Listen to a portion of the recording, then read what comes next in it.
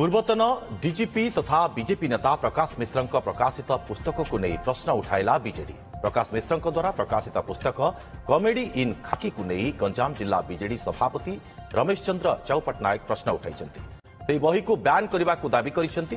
हिंजिली निर्वाचन मंडली विषय में प्रकाश पुस्तक में जहां उल्लेख अच्छी ताहा संपूर्ण भूल बोली से कहते। दल को संतुष्ट करने को से लिखिं जार कौन प्रमाण नहीं बोली चाउ पट्टनायक कहते। यहां नहीं बीजेपी प्रतिक्रिया रखी। पूर्वतन डीजीपी से जो प्रकार लिखिं कॉमेडी खाकी से लिखिं जे मते राजभवन में गोटे घटना घटला तथा हिंजिली काउंटी निर्वाचन मंडल गोटे घटना घटला प्रमोशन विरुद्ध केस करने माननीय नवीन पट्टनायक कहले। चाउ पट्टनायक बाबू जड़े डाक्तर हिसाब से सुख्याति थिला, जड़े विधायक भाव में जनप्रतिनिधि दीर्घ दिन थे।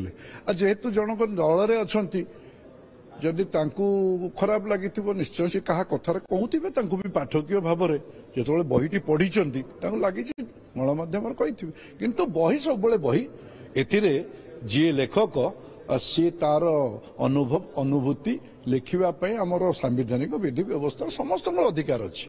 क्या भल लगे बहुत लोक भल लगी।